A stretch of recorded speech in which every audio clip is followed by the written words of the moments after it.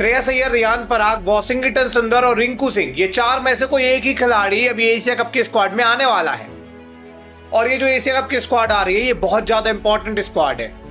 मैं ऐसा क्यों बोल रहा हूँ, ये तो एशिया कप ही है। एशिया कप तो हर 2 साल में ऐसे नॉर्मल होता रहता है और एशिया कप तो एशिया की टीम का है, ऐसा बड़ा कोई है भी नहीं। तो एशिया कप की इंपॉर्टेंस क्यों इतनी ज्यादा है?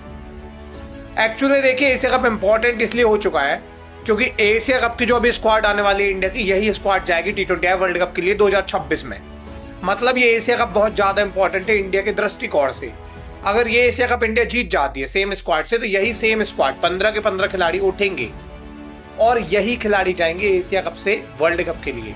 अब बात क्या है कि जब ये T20I वर्ल्ड कप के लिए जाएंगे तो ये स्क्वाड बहुत ज्यादा इंपॉर्टेंट है। और अभी न्यूज आई है कि ये स्क्वाड में रिंकू सिंह, वॉशिंगटन सुंदर, रियान पराग और श्रेयस अय्यर में से कोई एक खिलाड़ी होगा। मतलब ये चारों खिलाड़ी टीम इंडिया के लिए बहुत ज्यादा इंपॉर्टेंट है और चारों में से कोई एक होगा। सबसे पहले वैसे हम बात करते हैं कि रियान पराग की, तो रियान पराग नहीं भी होंगे तो कोई बड़ी बात नहीं है क्योंकि रियान पराग का करियर अभी बहुत बड़ा है, वो तो कम एज के हैं काफी।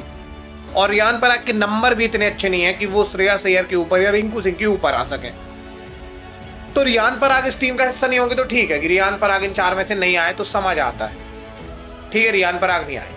लेकिन वॉशिंगटन सुंदर, आप देखिए वॉशिंगटन सुंदर को अगर ये नहीं लेंगे तो इनके पास एक ऑलराउंडर की कमी हो जाएगी जो स्पिन भी करता है, विकेट भी लेता है।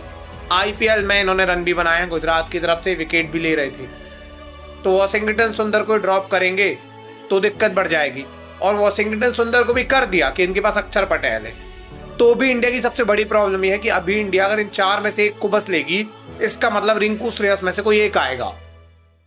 अब आप सोचिए कि अगर रिंकू श्रेयस में से कोई एक आएगा तो ये तो बहुत ज्यादा नाइंसाफी होगी दोनों के साथ, क्योंकि रिंकू जो लगातार रन बना रहे हैं इंडियन टीम में, जब से आए रन बनाते हैं, चाहे इंडिया कितनी मुसीबत में हो तो ये रन बनाते हैं, चाहे फिनिशिंग का काम हो वो भी ये करते हैं।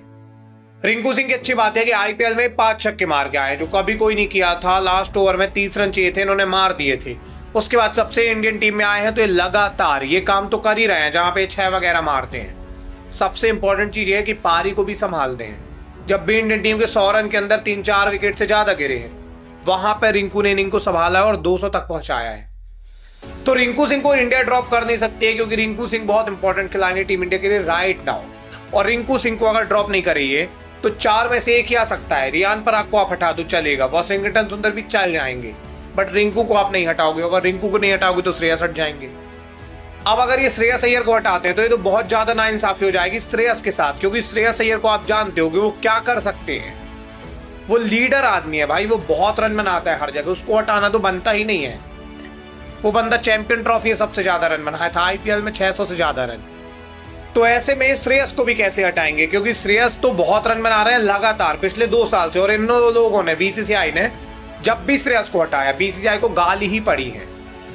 तो श्रेयस अय्यर को राइट नाउ ये हटा नहीं सकते। तो श्रेयस या रिंकू में से दोनों को सिलेक्ट करना बनता है। और ऐसे में अगर ये रिंकू को करेंगे तो श्रेयस को नहीं कर पाएंगे, श्रेयस को करेंगे रिंकू को नहीं कर पाएंगे। दोनों का जबकि रोल काफी डिफरेंट है। रिंकू का रोल जो है वो फिनिश का है, लेकिन ये रिंकू को और श्रेयस को एक ही कैटेगरी में डाल रहे हैं कि ये दोनों मिडिल ऑर्डर में आएंगे। इसीलिए इसी कैटेगरी में इन्होंने वॉशिंगटन सुंदर, रियान पराग को डाला है।